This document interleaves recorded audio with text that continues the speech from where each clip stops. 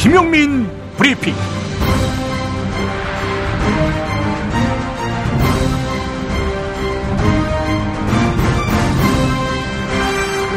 (2017년 4월 25일) 화요일입니다.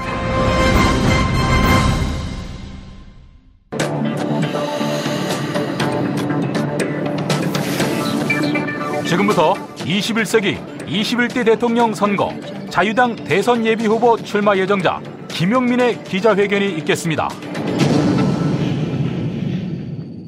존경하는 국민 여러분, 사랑하는 당원 동지 여러분, 자유한국당 잠재적 대권 후보 김용민입니다. 대선이 보름여 남았습니다. 김용민은 오늘부터 대한민국의 핵심 현안에 대한 묘수를 제시하려고 합니다. 그 첫 번째 난제로 청년 실업 문제를 이야기하겠습니다. 청년 실업자 올 1월 기준으로 100만 명이 넘었습니다. 하지만 통계에 잡히지 않는 사실상 실업자는 이보다 더 많아 보입니다. 청년들의 체감 실업률이 공식 실업률 통계보다 2배 이상 높다, 이런 통계도 있습니다. 청년 실업은 그래서 개인의 유능, 무능과는 무관한 문제가 됐습니다. 국가적, 사회 구조적 수술이 불가피합니다. 저 김용민, 한때 직장에서 오너한테 바른 말 하다가 쫓겨나 실업자 신세로 전락한 적이 있었습니다. 어떻게 알았는지 노동조합 경력이 포착됐고, 그래서 저는 번번이 입사 면접에서 떨어져야 했습니다. 그래서 누구보다도 실업 상태의 불안함과 참담함을 잘 압니다. 아울러 20대 개새끼론을 제기하고 또 논란의 중심에 서면서 사회 공동체 현안에 대해 침묵할 수밖에 없는 이 시대 청년들의 고충을 뼈저리게 공감하고 있습니다. 청년이 희망을 잃은 나라는 미래가 없는 사회입니다. 대한민국이 헬조선으로 명명되는 지금이 바로 그러한 상태입니다. 이제 국가는 금전과 권력을 동원해서라도 활력을 불어넣어야 합니다. 저는 국가 취업보장 시스템을 만들겠습니다. 국가가 청년에게 직업 교육과 취업 기회를 제공하는 시스템입니다. 기능만 가르치는 것이 아닙니다. 노동자 의식도 훈육할 것입니다. 국가 취업 보장 시스템 프로그램 중에는 노동자성에 대한 인식, 심지어 노동조합 설립과 운영 방식에 대한 교육도 있을 것입니다. 그렇게 해서 인류 인재, 개념을 탑재한 인재를 만들어낼 것입니다.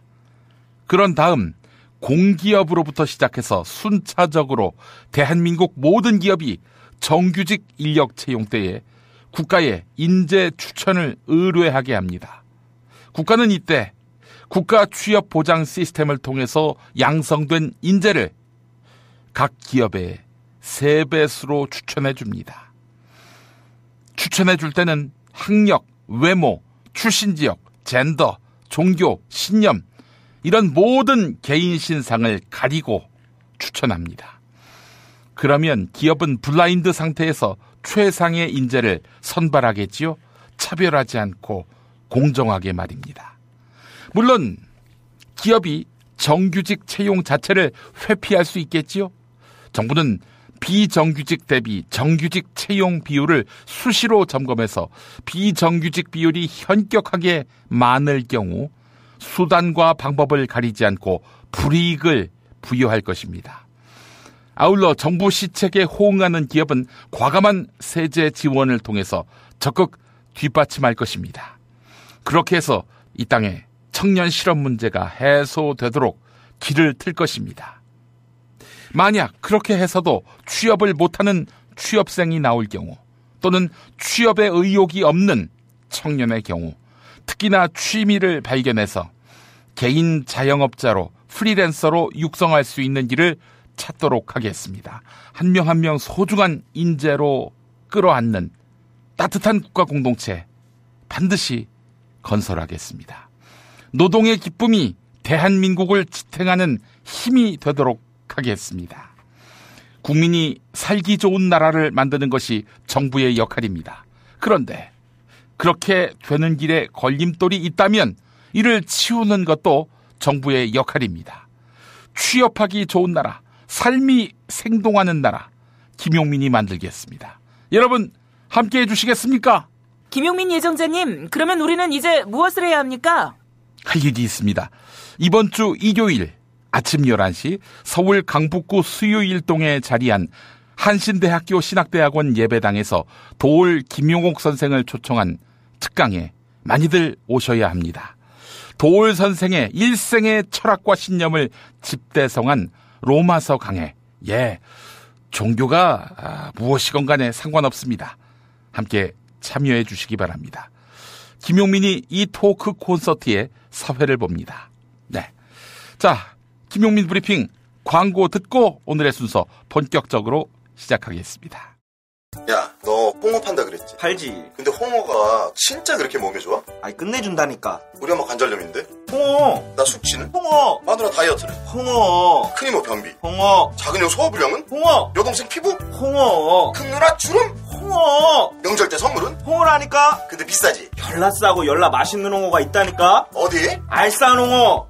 네이버 검색창에 알싸한 홍어를 검색하시고 1599-6456.com 혹은 1599-6456 전화주문도 가능합니다. 하나 더, 알싸한 홍어는 진공포장 택배 배송 판매하며 직접 개발한 특제 소스를 서비스로 드립니다. 충남 금산의 넓은 인삼밭, 정성농장을 일군 농부아버지 이정열 씨. 자연은 노력한 만큼 내어준다. 그 자연의 마음을 알기에 정성농장을 더불어 일구는 아들 이성규 씨도 아버지에게 배운 것처럼 정직하고 또 성실하게. 정성농장 홍삼은 인삼 재배부터 가공 판매까지 모두 책임지고 있습니다.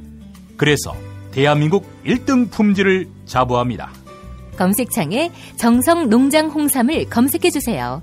정성농장 홍삼. 전화문의는 010-9754-6972. 이놈의 뱃살 맞는 옷이 없네. 애돌보랴 일하랴 살 뺄 시간이 없어. 다시 날씬해지고 싶어. 다이어트 전문 쇼핑몰 비타샵에서 국내산 동결건조 생식과 통곡물의 3가지 단백질 그리고 비타민 미네랄을 더해 만든 다이어트 전용 그린 스무디를 추천합니다. 이걸 어떻게 하는 거죠? 하루 한두 끼 맛있고 든든한 비타샵 스무디로 바꿔 드시면 됩니다. 1522-6648 1522-6648 혹은 비타샵을 검색해주세요. 팟캐스트 청취자분들께는 그린 스무디 한 포를 보내드립니다. 골반 교정? 입고 걸으면 끝이라니. 참 쉽죠? 골반 잡자 바로 잡자 바디로직. 허리 통증 바로 잡자 바디로직. 몸매 교정 바로 잡자 바디로직. 자세가 좋아지는 골반 교정 타이즈 바디로직. 검색창에 골반 교정 바디로직. 남자는 허리. 삐딱한 남성 골반 허리에도 역시 바디로직입니다. 바디로직의 효과를 못 느끼셨다면 100% 환불해드립니다. 자세한 환불 조건은 홈페이지를 참조하세요. 고품격 찌라시 송명훈 한중경제연구소장이 함께합니다. 찌라시님 만날 시간입니다. 어서 오십시오. 네, 안녕하십니까. 예, 3차 토론 어떻게 보셨습니까? 3차 토론 한마디로 하면 선생님한테 학생들이 전부 자기 하소연을 하는 고민 상담을 하는 듯한 그런 느낌의 TV 토론이었다고 봐집니다. 예. 안철수 후보 같은 경우에는 자기 잘못 없다. 내가 갑철수인지 아닌지 이거 좀 얘기해줘라 라고 자꾸 부탁을 했죠. 예. 네 문제는 네가 알아서 해결을 해. 그래도 그래도 선생님이 얘기해주면 국민들이 다 믿잖아요. 뭐 이런 식으로 되지도 않은 의혹에 대한 해석 내지는 변명을 문 후보한테 부탁을 한 거였고요. 그 선생님 보고 문 후보 혼 좀 내달라 이런 거였죠, 사실은. 네, 그런 거였죠. 그리고 거기에 이제 초등학생 하나 있었고 고등학생 하나 있었고 예. 여고생 하나 있었고 그다음에 감옥 갔다 온 학생 하나 있었죠. 예. 가야 마땅한 학생이 하나 있어서 그 학생을 왕따를 시키는 바람에 그 학생이 시간이 너무 많이 남았어요. 예. 그랬더니 막판에 폭주를 하는 모습을 보여주긴 했는데, 이 전반적으로 문 후보를 대상으로 포문을 열기는 했으나 오히려 자기 자신의 어떤 허물만 꺼내놓고만 그런 TV 토론이었다고 봐지고요. 질문이 수준이 낮으면 답변도 수준 높을 수 없다라는 토론의 한계를 보여준 가면 갈수록 실망스러운 토론들이 이어지고 있습니다. 예. 알겠습니다. 3차 토론 결과를 보면서 대세를 바꿀 수는 없구나라는 생각을 전 가져봤고요. 예. 네네. 하여튼 대선 전에 또 재밌는 그런 볼거리 정도였다 이렇게 생각할 수 있을 것 같고요. 예. 이제 앞으로 대선 토론을 바라보는 눈이 정책이라든지 어떤 그 대한민국 미래에 대한 기대점보다는 예. 오늘은 어떤 스캔들로 어떤 막말들이 쏟아져 나올까를 보게 되는 예. 상당히 씁씁한 개념으로 기대를 버리게 하는 토론이 돼서 앞으로 몇 번 남아있는 연달아 있는 대선 토론에 대한 시청률도 상당히 떨어지지 않을까 싶은 우려도 들고 있습니다. 예. 알겠습니다. 자, 이번 3차 토론의 쟁점 중에 하나가 바로 송민순 폭로. 이거 아니었습니까? 전반을 한번 좀 훑어봤으면 좋겠습니다. 송민순 문건의 내용 그리고 본질 어떻게 보세요? 아마 이 대선 토론에서 이 문제가 이슈화 될 것으로 생각을 했는지 토론 몇 시간 전에 문캠프에서 여기에 대한 해명 보도를 내놨죠. 예. 사실 이 내용이 결정적이었습니다. 기존의 송민순 회고록의 내용은 18일 날 있었던 서별관 회의 안에서 문재인 비서실장이 당시 토론을 주도하면서 안보리 결의안에 참여하는 것에 대해서 북한의 의견을 물어봐야 된다는 주장을 했다라는 게 이제 송민순 회고록의 일방적인 내용이었죠. 예. 이번에 문캠프에서 발표한 자료를 정리해 보면 이 부분에 대한 명확한 어떤 그 부정이 가능한 내용들이 있습니다. 첫째로 18일 이전에 16일 날 노무현 대통령이 주재한 인권위 결의안에 대한 회의에서 예. 이미 기권에 대한 내용을 결정했다는 거죠. 예. 그러니까 북한 인권 결의안에 대한 우리 측의 태도가 이미 16일 날 정해져 있었다는 겁니다. 예. 그리고 이제 18일 날 회의에 대한 배석자들에 대한 정확한 명단하고 그 안에 작성이 됐던 통지문의 주요 내용들이 추가로 밝혀졌는데요. 당시 서별관 회의 안에 배석했던 사람들의 증언에 따르면 A씨라고 나와 있어서 정확하게 어떤 분인지는 모르겠습니다만 사실상 북한의 이번 안건이나 기권 여부에 대한 내용을 물어보자고 주장한 사람은 송민순 씨 그 자신이었고 예. 그 당시 참여했던 문재인 비서실장은 만일 기권 결정을 물어보게 되는 건 정무적인 부담이 되기 때문에 안 하는 게 좋겠다라는 반대 의견을 분명히 내놨다는 겁니다. 예. 그리고 통지문의 내용 역시 이 결의안이 어떤 과정으로 상정을 했고 우리 정부는 이 결의안의 내용을 완화시키기 위해 최선의 노력을 다했다라는 일종의 양해를 구하는 내용하고 예. 그다음에 14 남북 정상회담 선언에 관한 수행이 이루어지기만 한다고 하면 이 결의안에 관계없이 남북 관계는 아무 문제가 없을 것이다라고 달래는 내용까지 예. 통지문의 내용들이 다 공개가 된 것이거든요. 그렇다고 치면 이들이 말하는 대로 만일 이거를 북한에 통지를 해서 그거를 일종의 사전 양해를 구하거나 그걸 받아서 이게 진행이 됐다고 하면 이 통지문이 19일 날 북에 전달될 수가 없는 거죠, 시간적으로. 예.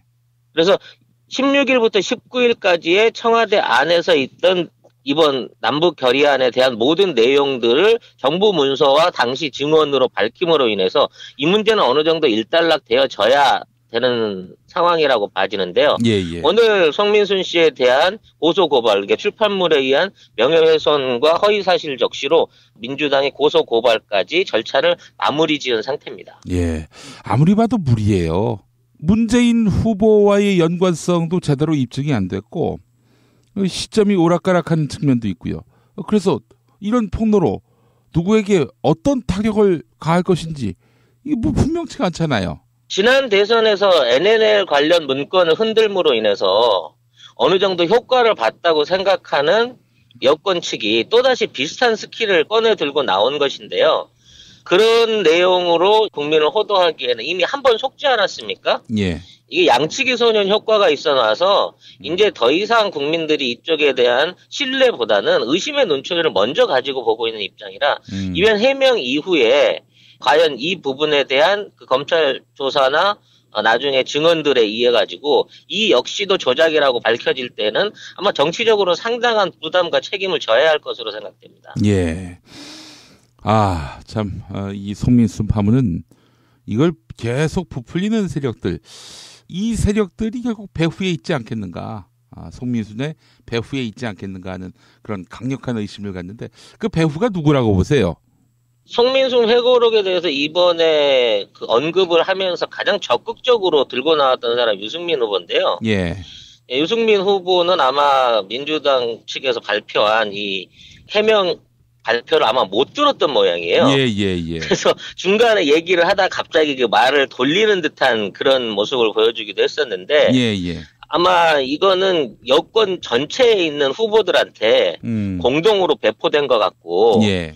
뭐 이런 걸 할 수 있다고 하면 과거에 당시 정부에 참여할 수 있었고 거기에 대한 기록을 볼 수 있는 국정원 라인이나 예. 전 정권하고 연관이 있는 청와대 쪽에 촉을 댈 수 있는 라인에서 흘러나온 정보일 거라고 봐집니다.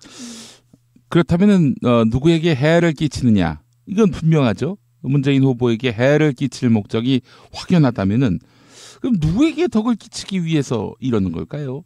글쎄요, 이들은 이런 문건을 통해 가지고 그 현재 있는 지지율의 격차를 줄이고 어느 정도 51대 49 상황을 만들어 가고 싶어 하는 것 같습니다만 현실적으로 단일화도 물 건너 갔고 또 개별 후보들이 서로 다투고 있는 과정 중에 2, 3, 4당의 지지율이 지속적으로 빠지고 있어요. 그리고 문재인 후보는 이제 거의 50%에 육박하는 지지율을 예. 여론조사에서 확보하기 시작했거든요. 예. 나중에 부동층의 그 선택 또는 투표 참여 거부 그리고 기존 여권 세력들의 분열로 인해 가지고 과반수 이상의 표가 획득이 가능한 수치까지 이어지게 된다고 하면 예. 이제는 뭐 지리멸렬한 여당 입장에서는 단일화할 명분마저도 없어지게 되는 그런 상황으로 이어지고 있습니다. 예, 그래요. 하여간 참 마지막까지 길을 쓴다 이렇게 봐야 되겠네요. 예. 최선을 다하고는 있으나 그게 자꾸 자해공갈이 되는 듯한 모습을 보여서 네.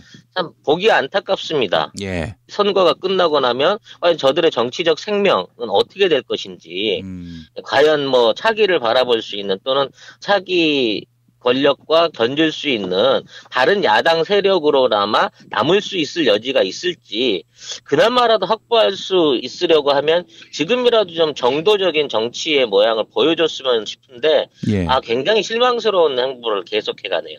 알겠습니다.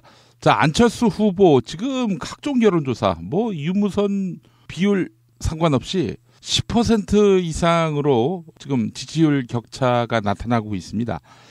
공이 모든 여론조사에서 다 이렇게 나오고 있는데 뭐 당연히 우리 찌라시님은 그보다 더 격차가 벌어졌을 것이다 이렇게 말씀하실 것 같고요. 예. 네. 어떻게 이제 회복할 가능성이 점점 희박해지고 있는 거 아닙니까? 안철수 후보가. 네, 이게 내리막을 타기 시작했는데 경사가 점점 더 심해지고 있고요. 예. 문제는 이렇게 빠지고 있는 안철수의 지지율이 주당 뭐 5%, 6% 이렇게 빠지고 있는데 이 지지율들을 모든 후보들이 나머지 세 후보들이 골고루 나눠 가지고 있다는 겁니다. 물론 수혜는 홍준표 후보가 가장 많이 보고 있긴 하지만 유시민 후보나 또는 심상정 후보에게도 지지율이 옮겨가고 있다는 것이죠. 예. 그렇다고 보면 한동안 중도 보수 내지는 건전 보수를 지향해왔던 사람들이 안철수 후보에 대한 기대를 완전히 접은 것으로 봐지고요. 각자 본인이 원래 속해 있던 성향대로 지금 투표율 지지율이 변화하고 있는 모습이 보이기 때문에 예. 뭐 이 추세로 간다면 2달 전에 10% 언저리 좌우에 있었던 그 당시의 지지율로 돌아가 버리는 건 아닌가 싶은 생각이 드네요. 예. 그렇게 된다면은 안철수 후보가 홍준표 후보에게 역전을 당할 수도 있을까요? 거의 근접한 수준 내지는 역전의 상황까지도 나타날 수 있다고 봐집니다. 왜냐하면 홍준표 후보는 어찌됐거나 구여권과 박근혜 전 대통령의 소속 당이라고 하는 일종의 보수 여권에 대한 연대 고리가 조금이라도 남아있는 상황이지만 예. 안철수 후보는 그나마 자신을 지지해주는 호남 세력의 지지율마저도 50% 이상 거의 60%까지 밀린 것으로 지금 여론조사가 나타나고 있거든요. 예, 예. 그러면 이제는 상대방 본진을 털러 갔다가 자기 본진이 털려버린 상황이기 때문에 예. 안철수 후보의 추락은 앞으로 가면 갈수록 더 심각해질 것이다라는 예상이 가능합니다. 예, 그렇군요. 이런 가운데 김미경 서울대 의대 교수의 채용과 관련해서 자격이 안 되는 사람을 모종의 세력이 밀어붙였다. 특혜 채용이 되도록 이런 증언이 나왔습니다. 이 기사 보셨죠? 원래 이게 특별 채용이라고 하는 것은 예. 대학에서 먼저 추천을 해서 대학 본부에서 이게 결정을 하게 되는 순서가 맞는 것인데 예. 이번에는 이게 역순으로 내려왔다는 얘기죠. 만일 정상적인 수순을 거쳤다고 하면 김미경 교수의 양력이로나 학문 연구 성과로는 도저히 추천을 받을 수 없는 지경이었다는 겁니다. 예, 그 당시 심의했던 교수들의 생각이. 예. 근데 그렇게 해서 이렇게 올라오는 과정에서 대학 본부 측의 발언이 꼭 연애를 하는데 누가 먼저 고백을 해야 될 필요가 있느냐 이런 식의 답변을 들어서 그래서 심의하는 측은 이게 뭐 안철수 당시 교수를 끌어오기 위해서 이게 요구받은 사항이구나라고 양해를 하고 뭐 몇 번의 진통을 거쳐서 넘어갔었다는 내용인데요. 지금 서울대 입장에서는 이거를 이제 비리라고 주장하고 있는 정치권의 공격에 막연히 그냥 무시하고 지나갈 수가 없는 입장이라는 겁니다.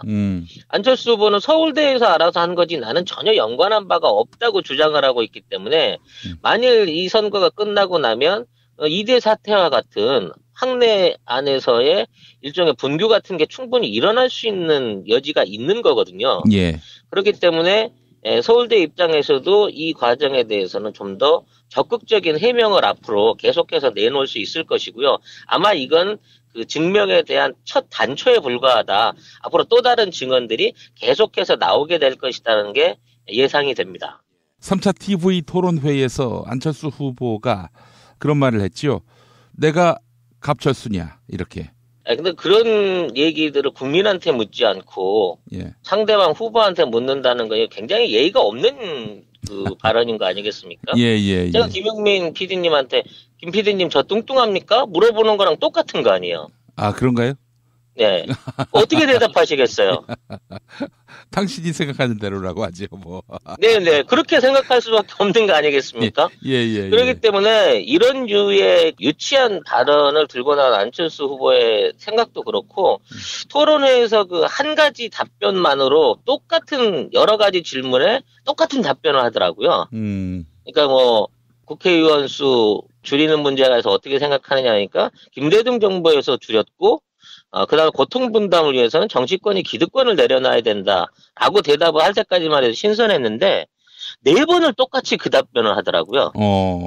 그러니까 이 사람은 1차적인 답변밖에는 준비가 안 돼 있는 것이죠. 뭐 그 사드 문제에 있어서도 북한의 핵실험 얘기를 꺼냈다가 그 상황에서도 어차피 지지는 그때 반대는 하셨던 거 아닙니까? 하니까 계속해서 핵실험 얘기를 3번, 4번 하는 것처럼 어떤 그 준비되어 있는 답변의 깊이나 층들이 한정적이라는 생각이 들었습니다. 예. 그리고 카이스트 교수를 했으니까 서울대 교수 가는 게 뭐가 이상하냐라고 얘기하는데 카이스트 교수는 300억 기부금을 냈던 기부자가 꽂아준 것이고 예. 서울대만큼은 자기 실력으로 가야 되는 거 아니겠습니까? 근데 누가 생각해도 공이 실력이 안 되는 부인이 남편의 어떤 천거 내지는 조건으로 인해서 특별 채용이 됐다고 하는 것은 이것은 분명히 특혜가 있는 것이죠. 예. 이 부분에 대해서는 사과를 하고 재발 방지 내지는 국민들한테 이 부분에 대한 명확한 해명을 하는 태도가 없었던 것이 앞으로 두고 안철수 후보의 정치 행로에서 일종의 걸림돌이 될 수 있을 사안이 될 것 같습니다. 지금이라도 빨리 털고 갔으면 하는 마음이네요. 알겠습니다. 자, 안철수 참 되는 일이 없습니다. 네, 그렇습니다. 네, 삼재네요, 삼재. 참모들이 형편없다. 이런 지적도 나와요. 김어준 총수가 그런 말을 하던데 선거 전략 참 잘못 짜고 있다. 특히 TV 토론과 관련해서 참모들 이 도대체 이 후보를 곤경에 빠뜨리기로 작정한 것은 아닌지 하는 그런 판단도 하던데. 좋게 말하면 베테랑 참모들을 쓴 거고요. 나쁘게 말하면 너무 오래된 참모들의 의견을 하다 보니까 최근에 신세대나 지금의 정치 조류에 맞출 수 있는 제대로 된 기획과 발언들이 준비가 안 되고 있는 게 아닌가 싶어요. 과거 이명박 후보가 대선에서 할 수 있었던 수준의 그 정도 수준의 토론 준비밖에 안 돼 있는 상황이 아닌가 라는 면에서 뭐 어떡하겠습니까? 뭐 머리는 빌었을 수 있는 거지만 예. 본인이 또 그런 빌려 쓴 머리들을 표현하는 능력 자체도 떨어지기 때문에 캠프의 총체적인 난국이라고 할 수 있을 것 같네요. 예. 뭐 제가 봤을 때는 2007년 상황을 떠올리면 될 것 같습니다. 네, 맞습니다. 정동영 후보가 얼마나 말을 잘합니까? 철학도 훌륭하고요. 근데 당시는 안 될 분위기였어요. 네. 결국에는 말도 못하고 철학도 없고 사악하기까지 한 이명박한테 진 거 아닙니까? 이게 결국 그 선거는 대세로 이루어지는 것이고요. 그렇죠. 이번에는 이제 그 반대의 상황이라고 전 보는데 제 아무리 뭐 토론에서 엎어보려고 해도 이미 안 될 구도다. 뭐 이런저런 사정을 다 배제하고 어차피 안 될 구도다. 그런 의미에서 저는 TV 토론을 그렇게 뭐 초조한 마음으로 보거나 그러진 않습니다. 네, 저도 모든 긴장감 같은 게 완전히 사라졌고요. 네, 이 안에서 그 후보의 비전을 본다는 자체가 힘들어질 것 같습니다. 서두에도 말씀드렸다시피 질문이 형편없으면 좋은 대답과 결과를 들을 수가 없는 것이거든요. 예. 차라리 이럴 바에야 전문 기자들이나 그 분야별 전문가를 놓고 관훈 토론 하듯이 그런 식의 TV 토론을 해야 되지 않나 싶은 생각이 들어요. 예. 후보들 자질을 논하기 이전에 후보들 자체가 전략이 없고 준비되어 있는 방식 자체가 토론을 위한 토론보다는 비난을 위한 토론에 임하고 있기 때문에 이런 결과가 나오고 있는 것으로 판단이 됩니다. 예, 알겠습니다. 자, 찌라시님 오늘 말씀 잘 들었습니다. 네, 감사합니다.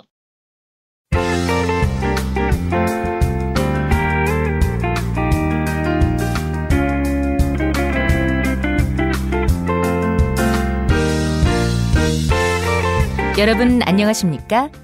지금부터 전국 16개 시도교육청과 무관한 2017학년도 뉴스 듣기 능력평가를 시작하겠습니다. 수험생 여러분께서는 팟캐스트의 음량을 알맞게 조절하여 주시기 바랍니다. 모든 문제는 한 번씩만 들려드리니 잘 듣고 지시에 따라 물음에 답하시기 바랍니다. 이제 시작하겠습니다. 박씨, 또 큰일 났다. 뭐가 또 큰일 났어?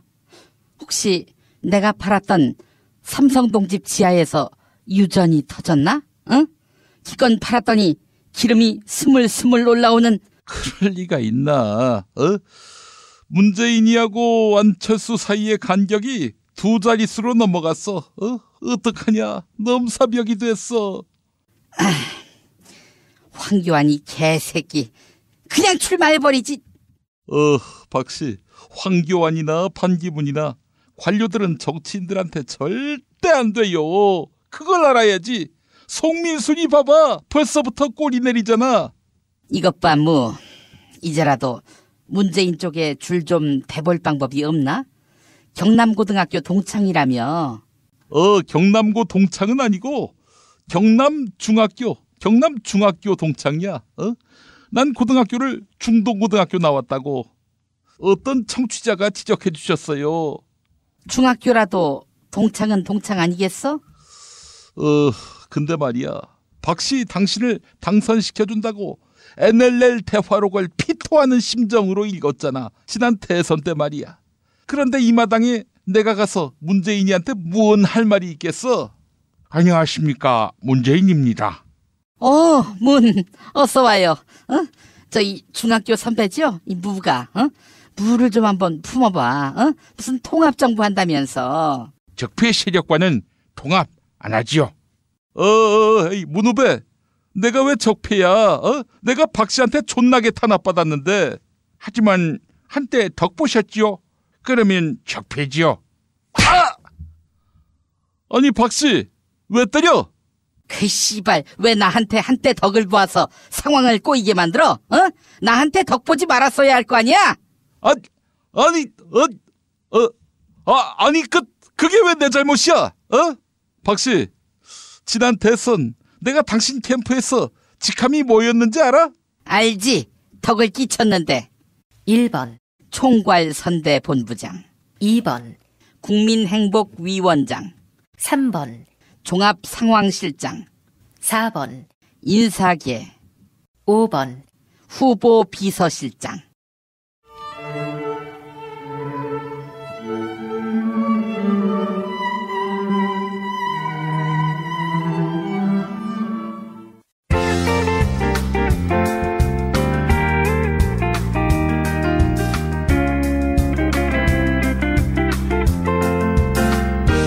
수고하셨습니다. 이상으로 전국 16개 시도교육청과 무관한 2017학년도 뉴스 듣기 능력평가를 모두 마치겠습니다. 수험생 여러분은 이메일 주소와 정답, 사연을 적어 팟빵 게시판에 올려주시기 바랍니다. 당첨자는 2부 마지막 순서에서 발표하겠습니다.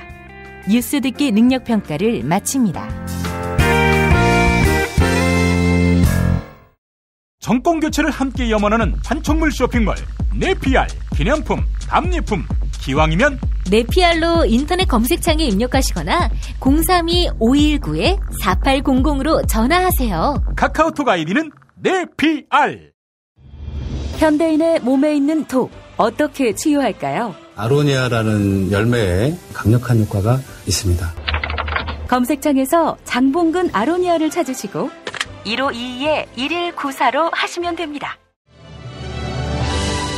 대한한의사협회장 김필건입니다. 우리에게는 중국을 능가하는 한의학이 있습니다. 정부의 의지만 있다면 한의학으로 세계 의료 시장을 선도할 수 있습니다. 국민과 함께하는 한의학, 대한민국의 미래를 만듭니다. 하루 2차례 대한민국과 지구촌의 오늘을 정직하게 비춰드립니다. 권력이 진실을 압도하는 세상. 김용민 브리핑은 작은 희망의 불씨가 되겠습니다.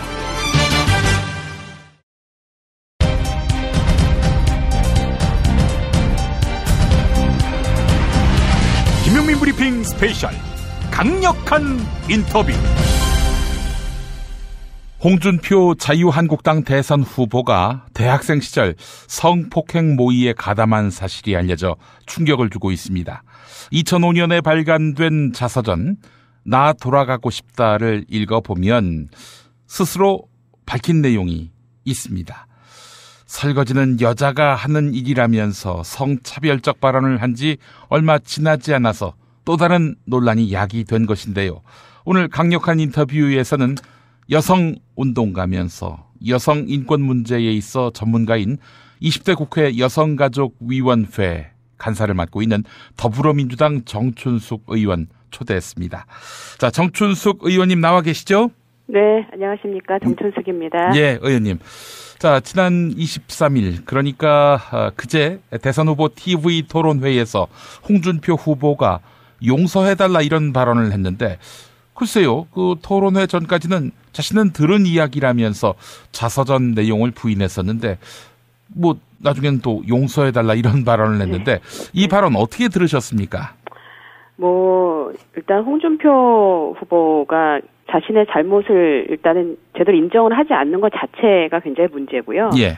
처음에는 그 자서전에 보면 본인이 들은 얘기가 아니라 여기 분명히 이제 이 성폭력의 모의에 가담했던 것을 우리가 알 수가 있는데, 예. 아마 입장이 곤란해지니까 들은 얘기다 이렇게 돌려막으려 하다가 안 되니까 나중에는 이제 마지못해 용서해달라 이런 식으로 나온 게 아닌가 이렇게 보고 있습니다. 예.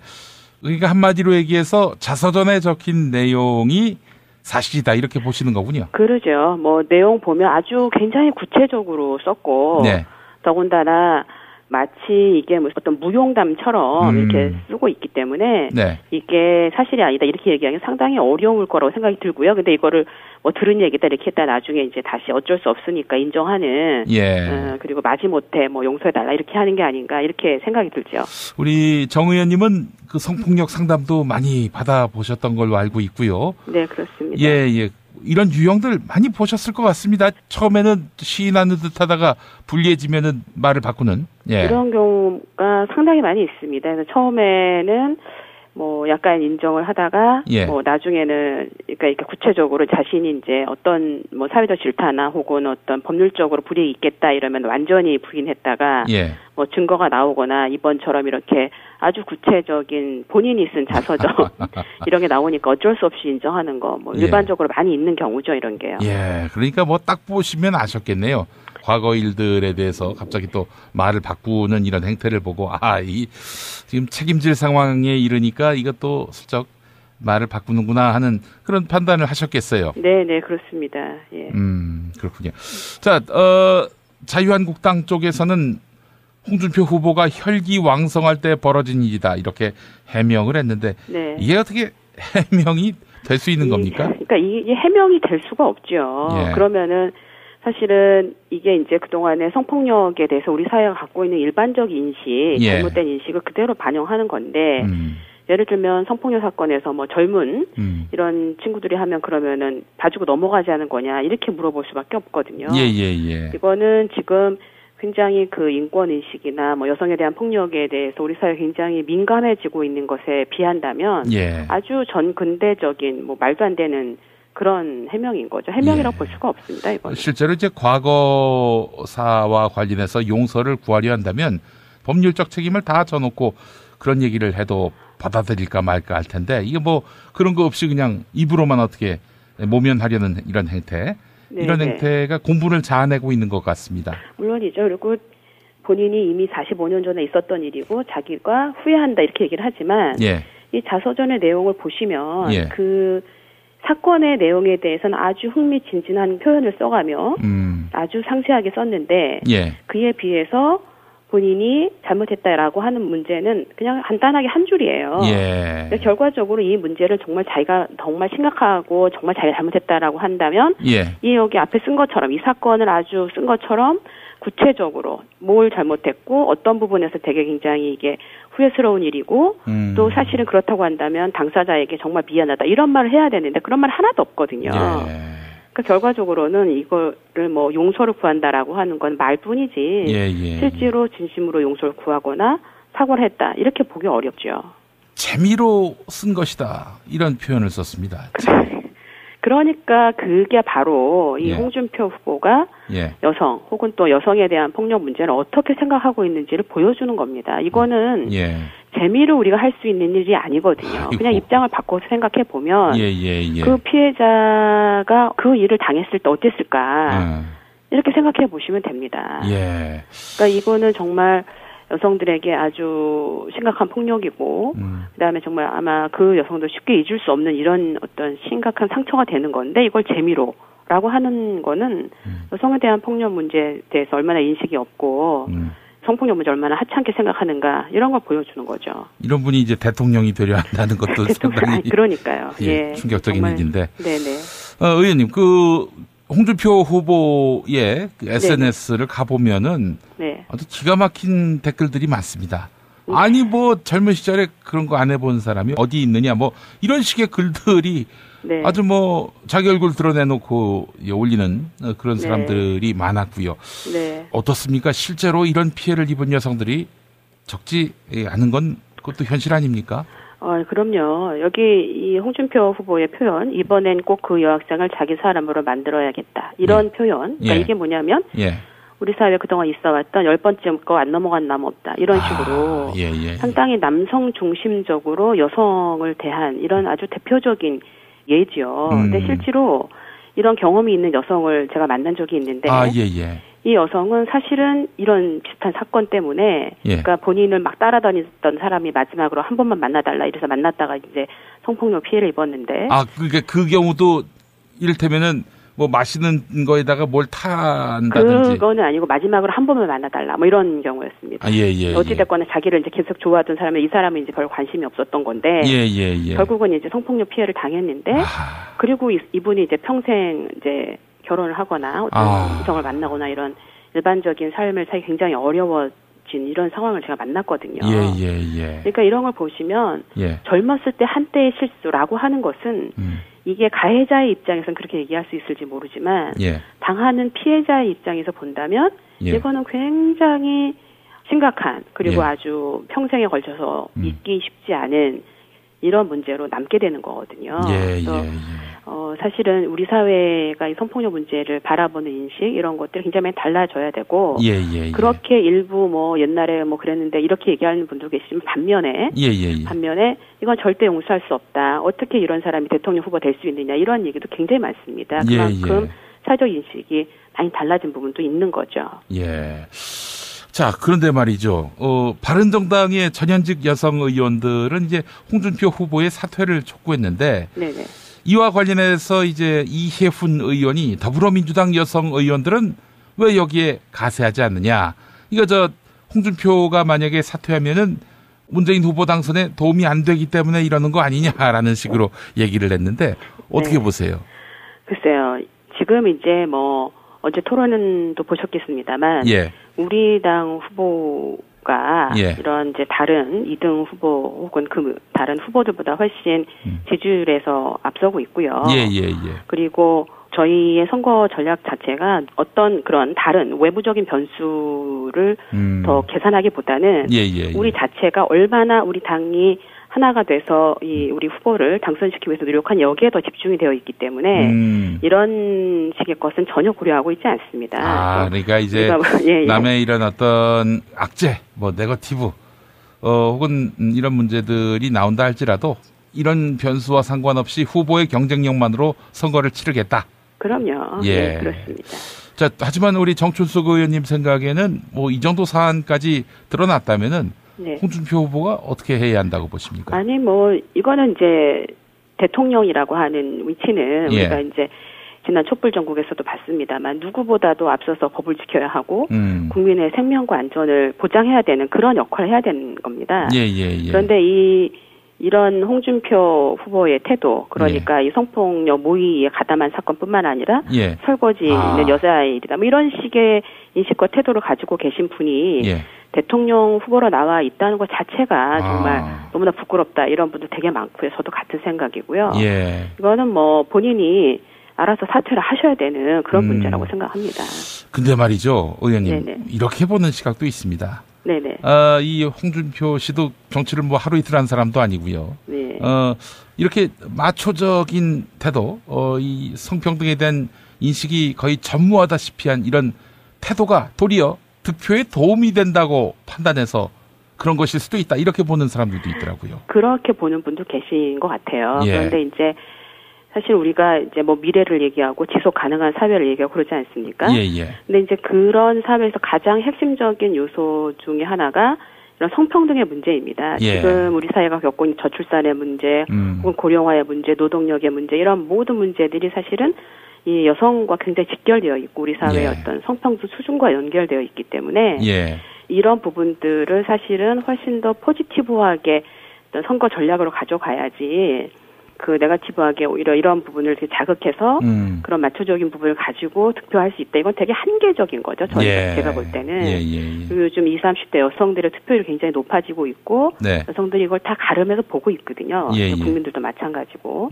그런 걸로 본다면 굉장히 단기적인 잠깐의 무슨 지지율이 상승할 수 있을지 모르겠지만 결과적인 부분까지 가면 사실 이게 굉장히 마이너스적인 요소가 될 수밖에 없습니다. 우리 국민들이 미래로 그다음에 훨씬 더 지속 가능한 세상에 대한 그림들을 갖고 계시기 때문에 이런 거는 굉장히 아주 단순한 그런 전략이다. 저는 이렇게 생각합니다.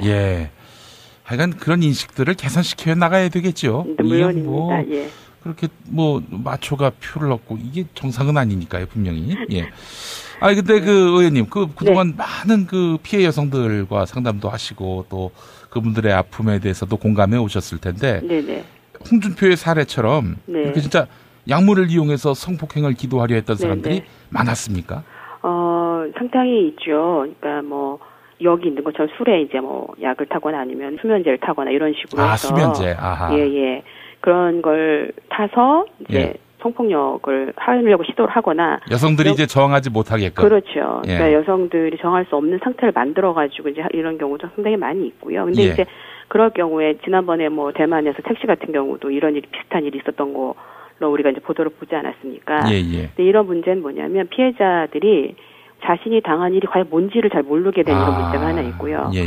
그 다음에 대부분의 성폭력 피해자들이 다 그렇긴 하지만 자책감이 굉장히 많습니다. 내가 거기 왜 따라갔을까 이런 거. 그다음에 주는 거 먹지 말았어야 되는데 이런 자책감이 굉장히 심하고 잘못된 자책감 아닙니까? 그렇죠. 근데 이제 사회적으로 워낙 성폭력을 그 여성의 책임으로 묻는 이런 분위기가 있기 때문에 여성들이 그 가해자에게 굉장히 적극적으로 대응하기 굉장히 어렵고 그다음에 내가 뭘 먹었는지를 모르잖아요. 그렇기 때문에 정말 이게 약물에 의한 건지 술에 의한 건지 뭐 이런 것들이 굉장히 혼란을 또 갖고 와서 구분되지 않는 자책감 이런 것도 많이 갖게 되는 거죠. 어떻게 뭐 문재인 후보가 당선되면 이런 문제들을 해소할 수 있는 길 혹은 뭐 여성들이 좀 더 용기를 내서 자신의 피해 앞에 당당할 그런 방법이 있는 건지 한번 좀 말씀해 주시겠습니까? 네네. 일단은 이제 저희 더불어민주당에서는 여성에 대한 폭력 문제 굉장히 적극적으로 대응하려고 지금 여성폭력 방지 기본법 이런 것들을 지금 이제 만들려고 준비하고 있고요. 그다음에 이제 여성에 대한 폭력은 사실은 성차별이라고 하는 아주 본질적인 문제를 갖고 있기 때문에 여성의 그 임금 격차 이런 부분들을 해결하기 위한 뭐 5개년 계획 이런 아주 구체적인 대안들을 세워서 어떤 성평등을 통한 어떤 지속 가능한 대한민국 이런 것들을 만들기 위해서 지금 아주 구체적인 방안들을 이미 발표한 바가 있습니다. 그래요. 하여간 참 홍준표 정말 아마 역사에 길이 남을 대통령 후보가 아닐까 이런 생각을 해보는데 말이죠. 앞으로 이 성평등이 온전해져서 남성 여성으로 갈라서 사는 것이 아니라 다 같은 사람으로서 함께 사는 그런 세상을 여는데 함께 노력해 주셨으면 감사하겠습니다. 네, 알겠습니다. 네, 의원님 오늘 말씀 잘 들었습니다. 감사합니다. 술자리 많은 연말연시 가뜩이나 속상한 세상. 새싹당 콩차를 선물하세요. 가격이 착해서 김영란법에 저촉되지 않습니다. 새싹당 콩차는 남자를 위한 차. 서면보고용으로 아주 좋습니다. 서면보고용. 서면보고. 전창걸닷컴에서 구매하세요. 전화문의 070-8635-1288 070-8635-1288. 배고픈데 춘천 닭갈비 먹으러 갈까? 춘천 닭갈비 맛을 하네? 그러면 킹 닭갈비지. 킹 닭갈비? 그럼 남녀노소 누구나 춘천 사람마저 그 맛에 반했다는 킹 닭갈비. 요리하기 번거롭지 않아?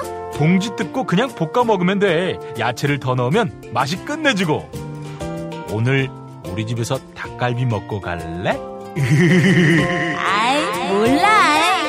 하트 뿅뿅. 깨끗한 국내산 닭만 씁니다. 그래서 최고의 맛 킹 닭갈비. 국내 최초 짜장맛 파스타맛 킹 닭갈비로 출시됐습니다. 전화 주문은 032-556-3770 032-556-3770.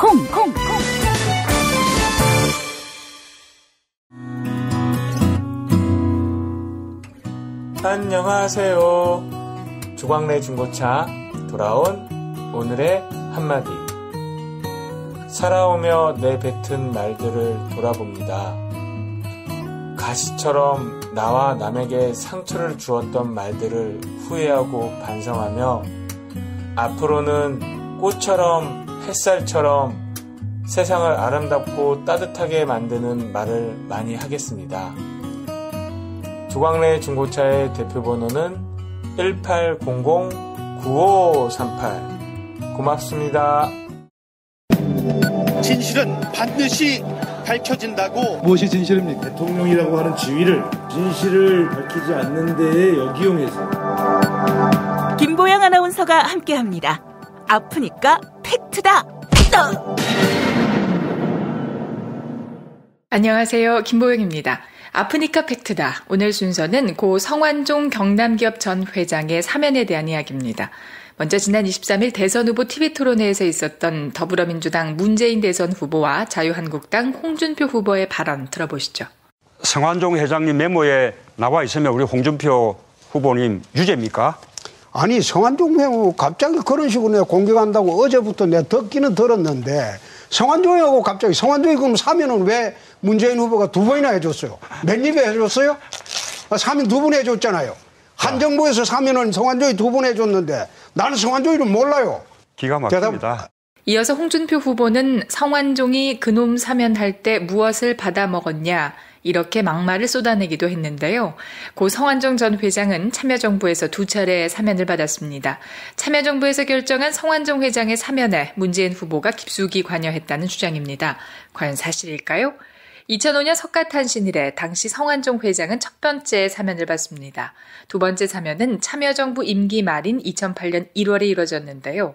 문재인 후보는 2005년에는 청와대 민정수석으로 2008년에는 대통령 비서실장으로 재직 중이었습니다. 일반적으로 사면 명단은 제일 처음 민정수석실이 작성합니다. 이 때문에 홍준표 후보가 고 성완종 회장의 사면을 문제 삼은 것인데요. 하지만 사면 명단이 작성되면 법무부의 검토를 거친 뒤 국무회의 의결과 대통령 재가를 받아야 합니다. 16대 대선 이후에는 한나라당 차떼기 논란이 불거졌는데요. 2005년 당시 성완종 회장은 한나라당에 불법 정치자금을 제공한 혐의로 유죄 판결을 받은 상태였습니다. 이 때문에 참여정부 민정라인에서 일했던 한 정치권 인사는 성완종 회장의 사면이 한나라당과 전국경제인연합회 쪽에 요구했을 가능성이 높다 이렇게 말했습니다. 통상 사면 대상자를 추릴 때 정치권과 재계, 시민사회의 의견을 광범위하게 청취하기 때문입니다. 그리고 2008년 참여정부 임기 말에는 다음 이명박 정권에 부담을 주지 말자 이런 분위기가 있었다고 밝혔습니다. 웬만하면 성완종 회장을 풀어주자는 의견이 많았다는 얘기인데요. 사면에 대해 이명박 정부 인수위원회와 참여정부의 조율이 있었다고 덧붙였습니다.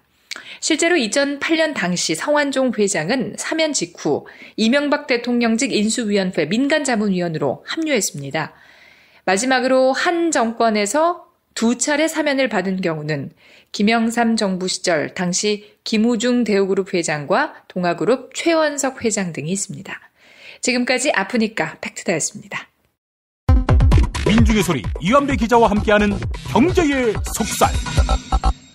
이완배 기자 나와 계시죠? 네, 안녕하십니까? 예, 이완배 기자님, 종합일간지 기자로 오랫동안 계셨고요. 어제 그 인터넷상에서 뜨거운 관심을 받았던 이슈가 바로 모 신문사 기자끼리의 폭행 과정에서 발생한 치사 사건인데, 이 기자들의 술자리에 대한 그 관심도 높아졌습니다. 이런 일이 뭐 많습니까?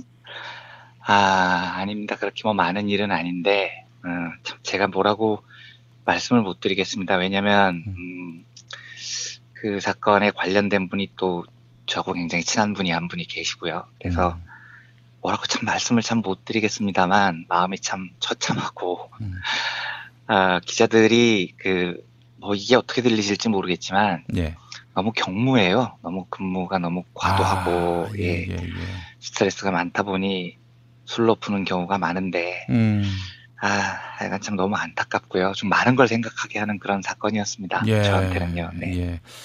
아이고, 참, 이런 일이 벌어지면은, 참, 지켜보는 분들 역시도 참 참담하기 이를 데가 없는데 그렇죠. 말이죠. 알겠습니다. 하여간, 돌아가신 분의 명복을 빌면서, 또 사건이 정확하게 진상이 가려질 수 있기를 바랍니다. 자, 이완배 기자님, 지난 일요일에 3차 토론이 있었습니다. 어떻게 보셨어요? 아니, 사실은 다 보질 못하고 저는 못 봤고요. 12시 넘어서 이제 좀 시간이 나서 녹화본을 뭘 볼까 하다가 뉴스가 났는데 너무 황당해서 그 갑철수? 그다음에 MB 아바타? 이게 막 검색어 실시간으로 뜨는데 진짜 하고 이제 그 대목을 다시 돌려서 녹화된 영상을 봤어요. 그래서 일요일에 있었던 그 대선 TV 토론에 대해서 오늘은 마케팅 이론을 중심으로 분석을 좀 해보려고 합니다. 근데 한마디로 먼저 저한테 TV 토론을 본 소감을 말해보라고 한다면요. 안철수 후보 어떡하냐. 저 캠프에는 마케팅의 기초도 모르는 사람들만 모여있나 이런 생각이 들었어요. 물론 앞으로 선거 기간이 남아있고 또 안철수 후보 쪽에서 똑똑한 선거 전략을 들고 나온다면 뭐 저는 선거를 잘 모르지만 변수가 없다고는 할 수는 없겠죠. 그런데 3차 TV 토론을 본 제 느낌은 뭐랄까요. 캠프에서 실력이 좀 바닥이 드러나는 느낌? 저는 그런 느낌이 들었습니다. 그래서 며칠 동안 비약적으로 실력이 늘지 않는다면 앞날이 조금 어두워 보이긴 하더라고요. 예. 다른 대목을 말씀드리는 게 아니고 제가 조금 전에 앞에서 말씀드린 갑철수 그리고 MB 아바타 그 대목입니다. 근데 그 대목을 돌려보니까 제 느낌에는 자살골인데 정말 안철수 후보가 끈질기게 그 단어를 계속 사용을 하더라고요. 그래서 문재인 후보가 잘 못 알아들었는지 다시 말해달라고 두세 번 요청을 하니까 내가 갑철수냐 안철수냐 이 질문을 계속해서 반복을 합니다. 그래서 제가 세보니까 갑철수라는 단어가 전부 6번이 나옵니다. 전부 안철수 후보가 사용을 한 단어예요. MB 아바타라는 단어가 4번이 나오는데 그중에 3번은 안철수 본인이 사용을 하고요. 그리고 이제 나중에 문재인 후보가 MB 아바타에 대해서 안철수 후보가 요청을 해요. 내가 MB 아바타가 아니라고 확인해달라 요청을 하니까 문재인 후보가 웃으면서 예, 저는 그렇게 생각하지 않습니다. 이렇게 대답을 합니다. 그런데 거기서 안 끝나고 안철수 후보는 2012년 때도 그랬다고 세간에 알려지진 않았지만 우리 두 사람이 독대한 적이 있는데 지금 민주당에서 나를 MB 아바타라고 소문냈는데 그걸 막아주면 좋겠다고 부탁했는데 그것이 5년 이후에도 이렇게 벌어지고 있다. 뭐 이러면서 또 MB 아바타를 끄집어냅니다. 그래서 이제 문재인 후보 입에서 처음으로 MB 아바타라는 말이 나오죠. 2012년도에는 MB 아바타라는 말을 들은 적이 없다. 아바타는 안 후보가 이번 선거할 때 그때 배후의 MB 측 지원을 받는 게 아닌가 뭐 그런 얘기가 있었다. 이런 식으로 이제 답변을 하죠. 예. 안철수 후보가 약간 좀 조르는 듯이 요구를 해요. 나 아바타 아니야. 아니라고 인정해. 이렇게 강조를 하니까 조금 전에 소개를 해드렸듯이 문재인 후보가 쿨하게 네, 아닙니다. 뭐 세간의 소문은 있지만 저는 그렇게 생각 안 합니다. 이렇게 인정을 해주죠. 저는 이 바보 같은 전략이 국민의당 누구 머리에서 나왔는지 정말 궁금합니다. 제가 과거에 양강구도에 대해서 설명을 드릴 때 그 조지 레이코프의 코끼리는 생각하지 마 이론을 설명드리면서 상대의 프레임 안에서 상대의 언어를 반복하면서 방어하는 게 제일 멍청한 짓이다라는 조지 레이코프의 이론을 소개를 해드린 적이 있었죠. 예. 상대 프레임의 언어를 사용하면 사용할수록 사람들은 그 언어를 더 강화해서 기억을 합니다. 코끼리를 생각하지 마라고 하면 코끼리가 더 생각나는 거예요. 그런데 안철수 후보는 스스로 자기 입으로 갑철수라는 단어를 6번, MB 아바타라는 단어를 3번이나 사용을 합니다. 그러면 저 토론을 본 사람들 머리에 뭐가 남겠습니까? 언론 보도 제목에 제일 부각되는 단어가 뭐겠어요? 당연히 갑철수, MB 아바타 이 두 단어예요. 그래서 실제로 24일 오전 오후 내내 포털 실검 1위가 갑철수, 2위가 갑철수 뜻 이렇게 돼 있었거든요. 그러니까 안철수 후보 스스로가 갑철수하고 MB 아바타 프레임을 더 강화시키는 짓을 하는 겁니다. 근데 어제 그 토론이 안철수 후보에게 얼마나 패착이었는지를 과거 마케팅 이론에서 아주 유명하게 다루는 사례를 하나 소개를 해드리겠습니다. 1978년에요. 미국에서 이제 가장 유명한 맥도날드 햄버거 체인이 굉장한 곤혹을 치릅니다. 이상한 소문이 나돌기 시작한 거예요. 이게 뭐냐면 출처는 알 수 없는데 맥도날드 햄버거 패티를 지렁이 고기로 만든다는 소문이었어요. 예, 근데 실제로 이 지렁이 고기로 햄버거 패티를 만들면요. 소고기로 만드는 것보다 훨씬 더 돈이 비싸게 들어간다고 그러더라고요. 예. 그리고 영양도 많고 맛도 좋대요. 그래서 이때 그 맥도날드가 어떻게 해명을 하냐면 가용할 수 있는 모든 홍보 채널을 동원해서 우리 햄버거에는 절대로 지렁이가 안 들어간다. 심지어 지렁이로 패티 만들려면 지렁이 몇 마리가 들어가는데 이러면 돈이 소고기보다 훨씬 많이 들어간다. 뭐 이렇게 홍보를 하고 다녔습니다. 예. 그리고 이 멍청한 맥도날드가 어떤 식으로 문제를 해결을 하냐면 그냥 사실 이런 일이 있을 때는 뭐 언론 광고를 통해서 사실 무근이다. 한번 이렇게 밝히고 끝나야 되는데요. 이 지렁이라는 단어를 계속해서 사용을 해요. 그래서 맥도날드 매장마다 엄청나게 큰 팻말을 붙여놓습니다. 영어로는 이렇게 적어놨어요. Our hamburger meat does not contain earthworms. 우리말로 하면 우리 햄버거에는 지렁이가 들어있지 않아요. 이걸 엄청나게 크게 써붙여놓은 겁니다. 이걸 매장 입구에다 붙여놓으니까요. 사람들이 그 매장에 들어가면서 무슨 생각을 하겠습니까? 당연히 지렁이 생각이 나는 거죠. 그래서 사람들이 모여가지고 맥도날드의 반박을 토론을 해요. 진짜 지렁이 고기로 햄버거를 만들면 소고기보다 비싸네 안 비싸네. 이 토론을 하면서 계속해서 햄버거하고 지렁이를 연상을 하는 거예요. 그래서 그야말로 맥도날드 매출이 진짜 박살이 납니다. 이때요. 근데 이 사례는 마케팅 이론을 한 번이라도 공부한 사람은 제일 먼저 배우는 사례 중에 하나입니다. 그런데 안철수 캠프에서는 이 정도 수준의 마케팅 이론도 공부한 사람이 없었나 싶더라고요. 그래서 누가 도대체 저 MB 아바타 갑철수를 저렇게 반복적으로 말하라고 시켰는지 진짜 궁금해졌습니다. 제가 아까 말씀드린 그 맥도날드 사례에서요. 실제 맥도날드가 지렁이를 반복하다가 크게 후회하고 엄청난 돈을 들여서 해결책을 찾아 나갑니다. 예. 실험실에서 연구를 하죠. 그런 다음에 두 가지 해법을 찾습니다. 첫 번째 해법이 뭐냐면 이런 거였어요. 맥도날드 햄버거 지렁이라는 말을 일치하지 말고요. 야, 다른 어떤 대형 고급 레스토랑 햄버거 스테이크에서도 지렁이 고기가 들어있더라. 라고 소문을 내는 전략입니다. 네, 이렇게 소문을 내면 사람들이 맥도날드 지렁이는 잊어버리고요. 유명 대형 레스토랑 체인 햄버거 스테이크에 더 젖어든다는 거죠. 근데 물론 실험의 결과는 이게 굉장히 유용했는데 맥도날드가 이건 너무 반칙 같아서 실제로 이 전략을 사용하지는 않습니다. 실제로 맥도날드가 사용한 전략은 두 번째 전략인데요. 이건 소비자들의 관심을 다른 제품으로 돌려놓는 겁니다. 그래서 이때 맥도날드가 밀크쉐이크하고 감자튀김을 아주 새롭게 리뉴얼을 한 다음에요. 햄버거 얘기는 일절 안 하고 계속해서 밀크쉐이크하고 감자튀김 얘기만 계속합니다. 예. 그래서 위기를 탈출을 해요, 실제로요. 사람들에게 지렁이 버거를 잊게 만드는 거죠. 예. 그러니까 이 사례에서도 알 수 있듯이요. 어떤 프레임의 가치를 위기에 처할 때 제일 바보 같은 전략이 그 프레임의 언어를 반복해서 사용하는 겁니다. 그리고 반면에 제일 좋은 전략은 전혀 다른 곳으로 관심을 돌려서 자기 언어로 프레임을 바꾸는 거죠. 그러니까 지렁이 햄버거가 아니고 지렁이 스테이크로 대중의 관심을 돌리든지 밀크쉐이크로 돌리든지 돌리는 겁니다. 그런데 안철수 후보는 자기 입으로 MB 아바타 갑철수 프레임을 실검 1위에 당당히 등극시켰습니다. 한 가지만 더 추가를 하겠습니다. 예. 마케팅 이론 중에요. 굉장히 유용한 전략이라고 평가를 받는 게 공포 마케팅이라는 겁니다. 그러니까 대중을 공포의 도가니로 일단 몰아요. 그 다음에 내가 전하고자 하는 메시지를 전하면 굉장히 효과가 크다는 겁니다. 예를 들면 매진 임박 뭐 이런 광고 문구가 그런 거예요. 이런 걸 들으면 사람들이 공포에 질리죠. 와, 나 잘못하면 저 싸고 좋은 걸 못 살 수도 있어. 뭐 이런 공포가 이제 마음에 딱 와닿으면 지름신이 강림하게 되는 겁니다. 학원가에서 왜 이런 거 자주 붙여놓죠. 중1 성적이 평생을 좌우합니다. 뭐 이런 거요. 예. 이것도 대표적인 공포 마케팅이에요. 그래서 중1 때 공부 못하면 평생 루저 되는구나.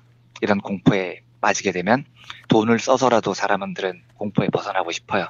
그래서 공포는 마케팅에서 굉장히 유용한 메시지 전달 수단이라고 가르칩니다. 예. 근데 예를 들어서 선거 때마다요. 이건 뭐 미국이나 한국이나 똑같은데요.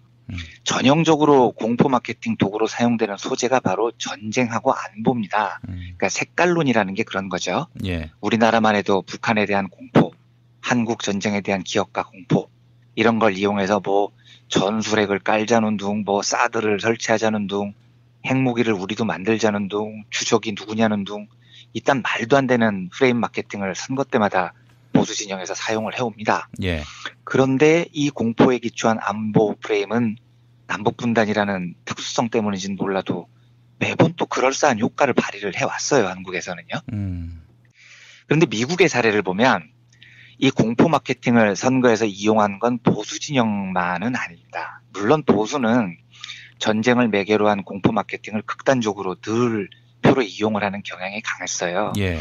이 대표적인 예가 1988년 미국 대선이었는데 이때가 부통령이었던 그리고 대통령에 출마한 아버지 조지 부시 공화당 후보하고요. 민주당 마이클 두카키스라는 후보가 붙습니다. 근데 이때 선거 초반에 여론조사를 보면 상대가 안 됩니다. 상대가요. 압도적으로 두카키스가 우세했었어요. 근데 이 두카키스라는 사람이 매사추세츠주 주지사였는데 이 사람이 매사추세츠를 맡아서 경제를 엄청나게 발전시킨 장본인이었거든요. 예. 근데 부시는 누가 봐도 레이건 뒤에 그냥 숨어있는 멍청한 이미지 자체가 멍청한 이미지가 너무 강했습니다. 너무 멍청해서 어쩔 줄 모르는 그런 이미지여서 여론조사가 너무 차이가 많이 났었어요. 예. 근데 이게 왜 뒤집어지냐면 부시 쪽이 극단적으로 공포 마케팅을 내세운 겁니다. 부시가 이때 쓴 전략이 듀카키스는 국방을 강화하는 법안을 다 반대한다. 그래서 전쟁 나면 우리는 엿댄다. 이 공포 마케팅 하나 하고요. 둘째로 그때 그 듀카키스가 매사추세츠 주지사 때 죄수들을 계도하기 위해서 주말에 죄수들을 휴가를 보내는 프로그램을 운영했거든요. 예. 근데 이게 굉장히 효과적인 프로그램이었습니다. 그래서 이 저도 덕분에 실증적으로 분석을 해보면 죄수들의 그 계도 효과가 굉장히 큰 걸로 통계로 나옵니다. 근데 부시는 그런 거 다 쌩까고 이걸 그대로 네거티브로 몰아버립니다. 봐라. 듀카키스는 살인자들을 주말에 풀어주는 사람이다. 듀카키스가 대통령이 되면 살인자들이 길거리에 활보를 하고 다닐 거다. 이 공포심을 이용을 해요.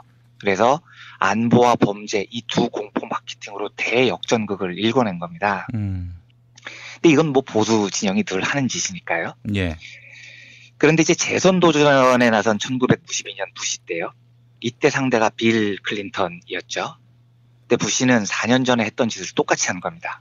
전쟁, 범죄 이런 거에 대한 공포를 유권자들한테 심어주려고 해요. 예. 그런데 이때 클린턴이 들고 나온 정말 멋진 전략이 있었습니다. 예. 그러니까 전쟁, 범죄 이 공포 프레임을 전혀 말려들지 않고요. 미국 역사상 길이 남을 명선고 구호를 만들어냅니다. 그게 바로 It's the economy, stupid. 바보야, 문제는 경제야 이런 거죠. 그러니까 이 선거 문구가 굉장히 훌륭했던 건요.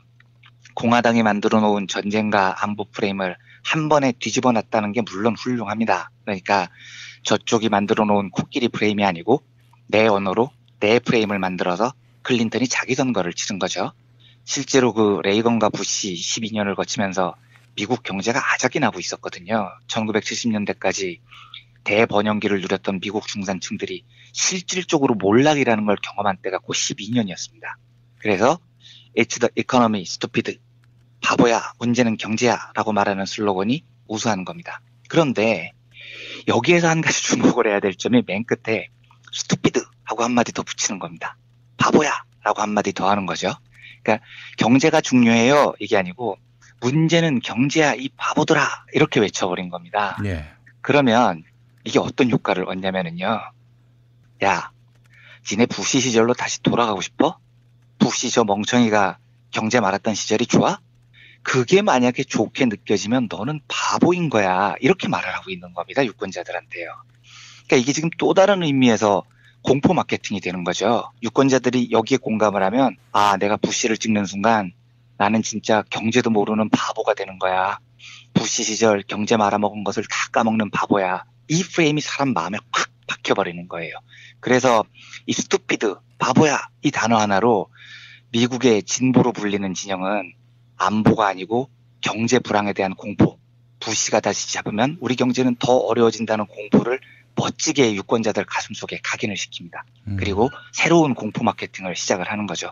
경제 불황에 대한 공포가 얼마나 자기들의 메시지를 선명하게 전달할 수 있느냐를 클린턴은 알았던 겁니다. 그러면 이제 지금 한국 선거 국면을 한번 보죠. 제 느낌이지만 안보 프레임이 잘 안 먹히는 것 같아요. 역대 선거에 비해서. 예. 그러니까 보수 진영의 발악에도 불구하고 뭐 주적 논란이나 이런 게 생각만큼 영향이 안 큰 것 같습니다. 근데 제가 생각하는 이유는 이게 경제 때문인 겁니다. 지금 한국 상황이 1992년 미국 상황하고 굉장히 비슷하게 보여요. 비즈니스 프렌들리한답시고 시장 경제 수호자 이런 간판 달고 나온 이명박 뽑았고 박근혜 뽑았더니 지금 경제가 가계부채가 1300조 넘고요. 정부 부채 600조 넘고요. 비정규직이 넘치죠. 빚내서 집 산 사람들 고통만 가중되죠. 해고자는 넘치는데 일자리는 없죠. 이 상황이 지금 딱 바보야, 문제는 경제야 이 상황인 거예요. 근데 이 상황에서 유권자들 머릿속에 제일 강하게 각인돼 있는 게 야, 경제 살린다고 큰 소리 뻥뻥 쳐서 뽑아줬더니 사자방 비리로 나라 경제 거덜낸 이명박. 여기에 대한 공포가 굉장히 강하게 남아있는 겁니다. 게다가 지금 이재용이 구속된 것도 재벌에 대한 반감인 건데 이 여론이 전혀 가라앉지 않고 있잖아요. 그런데 이번 선거판에서 이명박이 재림한다는 이 공포를 누가 먼저 오픈된 공간에 끄집어 올렸느냐. 엉뚱하게도 안철수가 스스로 자기 입으로 지금 끄집어낸 겁니다. MB 아바타라는 단어를 자기 입으로 3번이나 사용을 하면서요. 그러니까 이건 이쪽에서 보면 진짜 땡큐인 거죠. 그러니까 안철수가 아무리 자기 입으로 나는 MB 아바타가 아니에요라고 소리쳐도 사람들은 계속해서 그래 안철수도 기업인 출신이지 이걸 연상하게 됩니다. 그리고 그래 안철수도 MB랑 출신 성분이 비슷했어. 돈도 많아. 비즈니스 프렌들리? 그래 안철수도 규제 프리존법에 찬성한다고 했어. 안철수도 그 BW인가 뭔가로 수백억 챙겼다고 했지. 이걸 안철수가 아무리 설명을 해도 제가 보기엔 설명도 잘 안 되지만요. 실제 안철수 정책은 이명박하고 굉장히 유사한 부분이 있습니다. 자본가 출신이고요. 그런데 아무튼 서민표를 얻겠다고 안철수가 자기 입으로 아무리 아니라고 반박을 해도요. 이 MB 아바타라는 프레임은 빼박 프레임이 돼버리는 겁니다. 특히 안철수가 여기에 그냥 MB만 사용을 한 게 아니라 아바타라는 강렬한 느낌이 드는 단어를 사용을 해버렸지 않습니까? 이 아바타라는 단어가 제가 보기에는 문제는 경제야, 바보야 할 때 그 바보야라는 단어만큼 굉장히 강하게 사람들 머릿속에 박혀있게 됩니다. 쉽게 안 사라질 거예요. 사람들이 공포를 느끼게 됩니다. 다시 MB대로 돌아갈 순 없어. 이런 의식이 이번 선거 끝날 때까지 사라지지 않는 망령이 될 가능성이 높습니다. 예. 안철수 후보는 실제 그 실존의 모습을 봐도 저는 뭐 안철수 후보에 반대할 수밖에 없는 지배계급의 대변자라고 봅니다. 그런데 그걸 지금 자기 입으로 TV토론에서 자살골을 연이어 2번 넣는 것 같았어요. 그래서 참 한국 진보도 실력이 좀 더 필요하지만 한국 보수들 실력하고는 참 거기도 안습이다 뭐 이런 생각이 들더라고요. 예. 아무튼 일요일 TV토론을 보고 우리가 졌단 애들한테 지난 선거를 왜 2번이나 졌나 뭐 하는 생각도 좀 들고요. 네. 그런 의미에서 안철수의 자살골이 어떤 의미를 가지는지에 대해서 그 프레임 이론과 마케팅 이론을 섞어서 한번 말씀드리고 싶어서 이 주제를 말씀드렸습니다. 예. 지난 대선에 어떻게 저런 자들한테 졌는지에 대한 해답이 혹시 더 플랜에 있는 것은 아닐까요? 아마도요. 정말 여러 가지로 고민을 해봐야 됩니다. 예. 그렇죠? 지금 생각해보면 너무 허접한 애들한테 진 거거든요. 예, 뭐 아니라고 하는 분도 있습니다만. 네. 예. 하여간 알겠습니다. 자, 이완배 기자님 오늘 말씀 잘 들었습니다. 네, 감사합니다. 여러분 안녕하세요. 민중의 소리 아나운서 정혜림입니다. 이 어묵한 여왕님 치아에서 다들 잘 견디고 계시죠? 오늘도 종편의 주옥 같은 헛소리에 혼이 정상인 듯 정상 아닌 비정상 같은 여왕님의 우주 타령에 고구마 100개쯤 한꺼번에 삼킨 듯 답답한 마음에 죄 없는 가슴팍만 두들겨대고 계세요. 이젠 시원한 사이다 같은 민중의 소리와 함께하세요. 잘 키운 진보 언론 열종편 안 부럽습니다. 한 달 10,000원 소액 CMS 후원으로 민중의 소리에 큰 힘이 되어주세요. 1661-0451 1661-0451 전화 기다릴게요.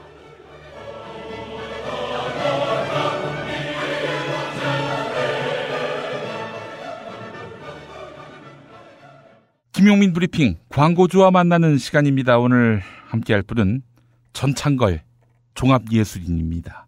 개그맨부터 연극 배우까지. 자, 전창걸 배우님 나와 계십니까? 네, 안녕하십니까. 새싹당 콩차의 전창걸입니다. 네, 그렇죠. 새싹당 콩차를 만드신 우리 전창걸 배우님. 예. 네. 그제 TV 토론 어떻게 보셨어요? 잠깐 보고 또 이제 그 간추린 소식을. 예.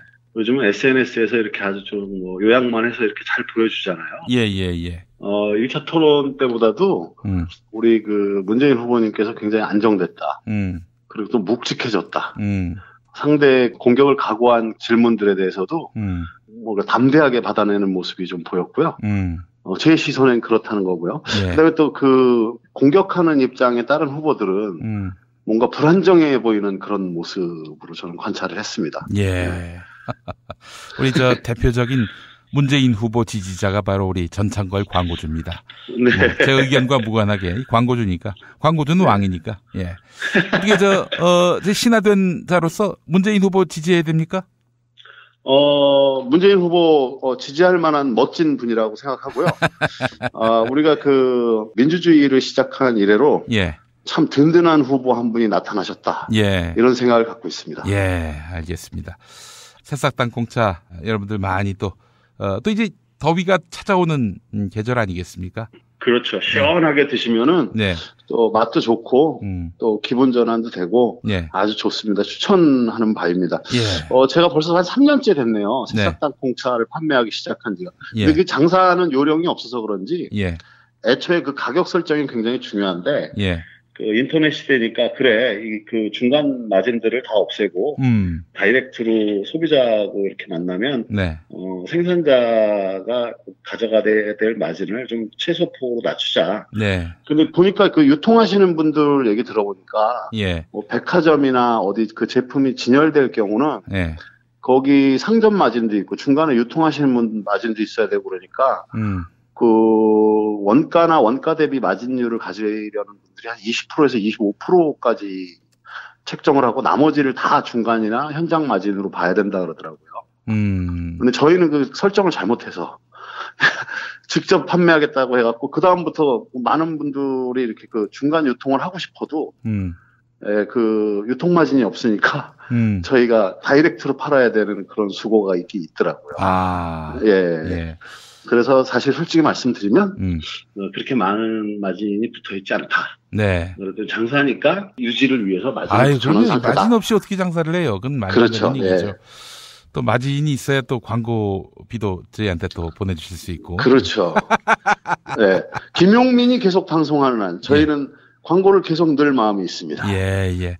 그렇습니다. 여러분 저 건강 유지하시고 또 이렇게 여름에 허하지 않으시려면 뭐 이런저런 비싼 음식 먹을 필요 없습니다. 꾸준히 새싹당 콩차를 이렇게 음용하시면은 이 건강이 유지된다. 이런 말씀을 또 드리고 싶습니다. 네, 도움이 될 거라는 강력한 추측을 갖고 있습니다. 네. 그 우리 몸의 성분이 뭐 한 70% 이상이 물이라고 하지 않습니까? 예.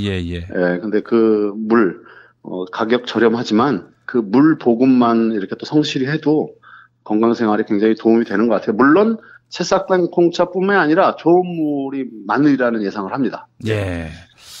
알겠습니다. 자, 새싹당 콩차 전화번호 알려주십시오. 새싹당 콩차 직접 구매를 원하시는 분이요. 070-8635-1288로 전화 주시면 됩니다. 예. 070-8635-1288. 예.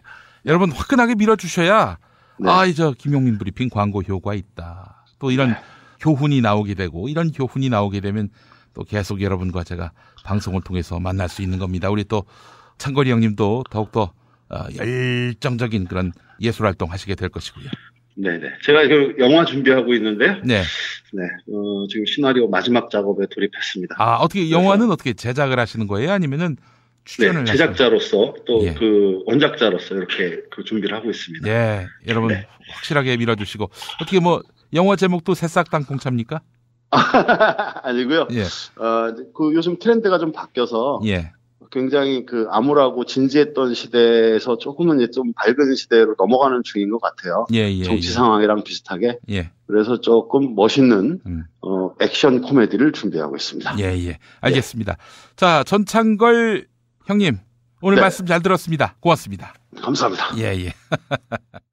살다 보면 꽃 주문할 일이 생깁니다. 1566-0263 네이버에서 검색된 사이트보다 최대 2만 원 싸게 해드립니다. 좋은 사람과 플라워 1566-0263 잊지 마세요.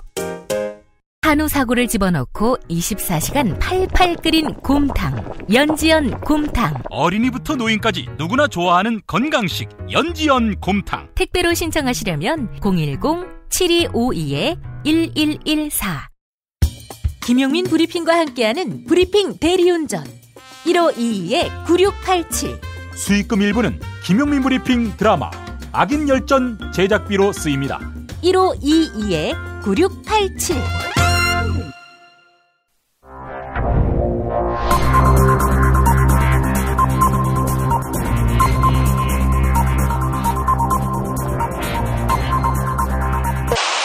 단기국 논평. 자택에서 혼밥을 하나 구치소에서 혼밥을 하나 딱히 다를 게 없는 정신승리의 대가 박근혜 동지께서는 만덕산의 청기를 받아 북풍몰이를 그르친 송민순에 대한 강도 높은 국가적 중대 조치를 취하실 계획을 표명하시고 구체적인 공격 방침을 제시하시었다. 경애하는 박근혜 동지의 단호한 결심은 민주당에게 고발당한 용병 송민순에 대한 격한 분노의 표시다. 용병 송민순은 종북의 수괴 문재인이 북한의 꼬붕이라고 주장하며 밥값을 제대로 하는 듯 보였다. 2007년 UN 대북 인권 결의안에 기권한 것은 문재인이 북한의 지령을 받아서였다라는 것이다. 그러나 정작 북한의 의사를 확인하고자 했던 주체는 바로 송민순 본인이었다. 남파 간첩 송민순이 남한 보수 우파에 빌붙어서 이중 스파이 노릇을 한 것은 박동지를 참을 수 없이 모독하고 우롱하고 천추의 한이 될 망동의 다름 아니며 처절한 대가를 자초할 악수 중에 최악수의 다름 아니다. 또한 송민수는 만덕산의 정기를 이어받아 북풍공작을 그르쳤다. 만덕산의 정기라 함은 매번 최악의 타이밍에 정치 이벤트를 벌여 될 일도 안 되게 만드는 정치권의 징크스가 아니던가. 친구를 잘못 둔 송민순이 저녁이 있는 삶을 포기하고 일일 일식을 하지 않는다면 박근혜 동지에 대한 체질적인 거부감과 적개심을 노골적으로 드러내는 추호도 용납 못할 포악무도한 도발 행위에 다름 아니다. 이제라도 용병 송민수는 박근혜 동지를 찾아와 참회의 눈물을 흘리며 안철수에게 줄 좀 서보려다가 박지원에게 뺀찌를 먹고 나가리 된 김종인 꼴만은 나지 않게 해달라고 이 말을 땅에 찍고 반성해야 할 것이다. 만약 거절할 시에는 박동지의 치솟는 분노와 경천동지할 탄압의 불벼락을 피할 수 없게 될 것이다. 김용민 브리핑이 선정한 오늘의 칼럼은 김서중 성공회대 교수의 경향신문 칼럼 구태 못 벗은 대선보도입니다. 아직도 구태에 머물고 있는 선거 보도를 보며 답답한 이유는 그들, 즉 언론계가 처한 위기를 인식하지 못하는 것처럼 보이기 때문이다. 신문의 위기에 이어 방송의 위기라는 말도 나온다. 하지만 더 근본적인 것은 저널리즘의 위기다. 수용자는 전통적인 신문과 방송이라는 언론 매체를 접할 필요가 없다고 느낄 것이다. 새로운 플랫폼이 있고 다양한 형태의 콘텐츠 생산자가 존재하기 때문이다. 더군다나 이제 수용자까지 생산자가 되는 시기에 이르렀다. 로봇이 기사를 쓰는 세상이 됐다. 특히 사건의 구조가 단순한 금융이나 스포츠 기사는 컴퓨터가 더 정확하고 빠르게 그리고 맛깔나게 쓴다고 한다. 언론인의 존재가 부정당할 위기에 도달한 것이다. 또 2016년 미국 대선 이후 가짜 뉴스는 세인의 관심사가 됐다. 한 연구에 따르면 진짜 뉴스와 가짜 뉴스를 구별해내는 수용자가 1.8%에 불과하다고 한다. 전통적인 조직을 갖춘 언론의 존립이 흔들린다. 워싱턴 포스트의 편집국장 마틴 베런은 2015년 언론은 불난 사실이 아니라 왜 불이 났는지를 보도해야 한다는 말로 지금 언론을 진단하고 위기를 극복할 수 있는 길을 제시했다. 즉 사건이 아니라 사건의 원인을 보도해야 한다는 뜻이다. 사건을 전달하는 것은 이제 로봇이 대체할 수 있고 수용자는 심층성, 전문성이 부족한 언론의 기사와 가짜 기사를 구별할 수 없는 상황에 이르렀다. 언론의 생존은 언론 이외의 다양한 플랫폼, 다양한 생산자와 구별되는 전문성을 확보함으로써 가능하다. 언론은 차별화된 탐사보도 영역을 개척하고 특화해야만 생존할 수 있는 시대에 도달했다. 네, 김용민 브리핑 1부 모두 마칩니다. 애청해주신 여러분 감사합니다.